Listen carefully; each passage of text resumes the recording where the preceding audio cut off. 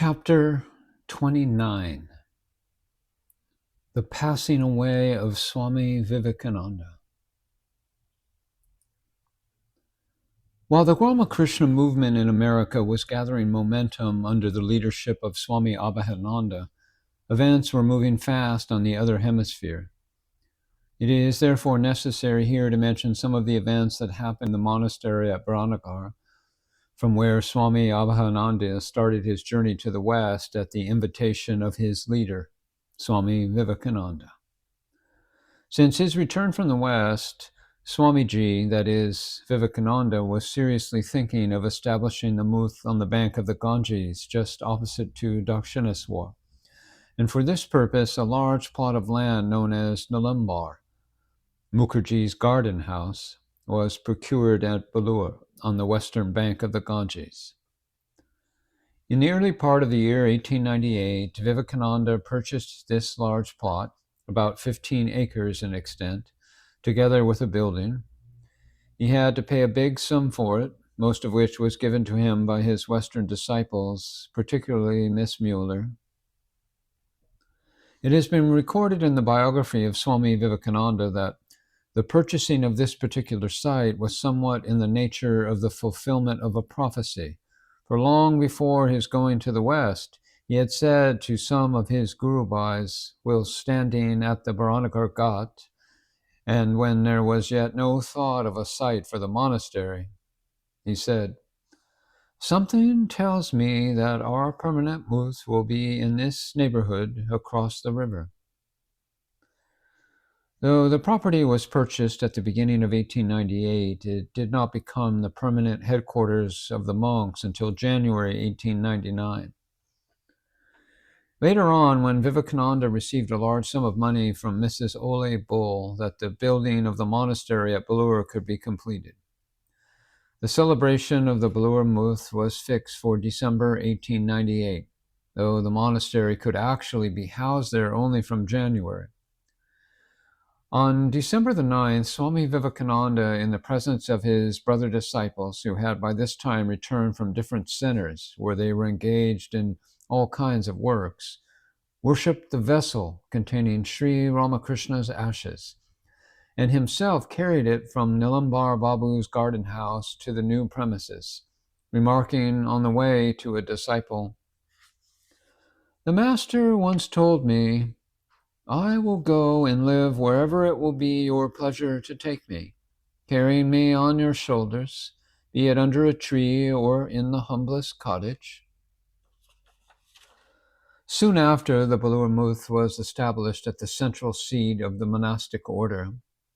The Ramakrishna Mission Association ceased to function as an independent organization, and the Muth authorities themselves carried on the philanthropic and social work originally undertaken by the Mission Association, which was founded by Vivekananda 2 years earlier.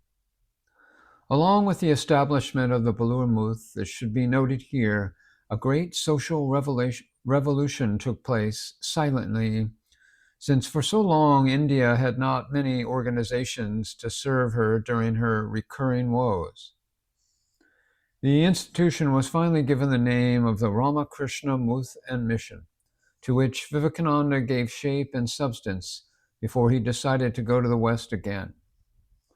The organization he left behind him was undoubtedly his positive achievement. It has been rightly said that the dream of Vivekananda was well on its way to fulfillment, proving that he could not only feel and think, but could also act, and that quite vigorously. Along with the establishment of the Belur Muth, Vivekananda also felt the necessity of having an organ of the institution in Bengali language, and the year 1899 saw the birth of the Bengali fortnightly called the Udbodhan, mainly under his initiative. It aimed at propagating the new message of service to humanity. The journal was subsequently converted into a monthly and ultimately became the nucleus of a publication center of the Ramakrishna Movement.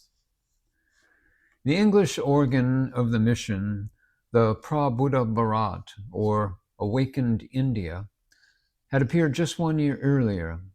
from Almora, where Swamiji had founded an ashrama on the ideal of monism and named it as the Advaita Ashram on March 19th, 1900. Thus, before he left for the West, Vivekananda had achieved his chosen objects, such as the establishment of the Muth, a center at the heart of the Himalayas, and 2 organs. So much for the Indian events. On his arrival in America in August 1899, Swami Vivekananda was delighted to hear of the success of Swami Abhedananda, who was already apprised of these achievements. "So you have been able to arouse the dormant spirit of the nation and direct it along constructive channels. I feel proud of your success." Abhedananda is said to have uttered these words when he met his beloved leader and Guru Bhai after more than 3 years. "I am also equally proud of your achievements here, colleague. You have done excellent work." This appreciative remark of Swamiji in respect to Abhedananda is significant.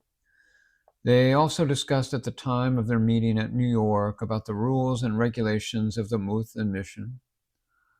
"I have made considerable changes to the Alabazar Muth rules on broad principles and have included some democratic procedure in the management of the monastery. I have asked Rakal to send a copy of the new rules to you." When he heard all about the activities of Swamiji, Abhedananda felt considerably delighted, and he recalled to his mind the prophecy of the Master, who said, "Naren is a living dynamo of work."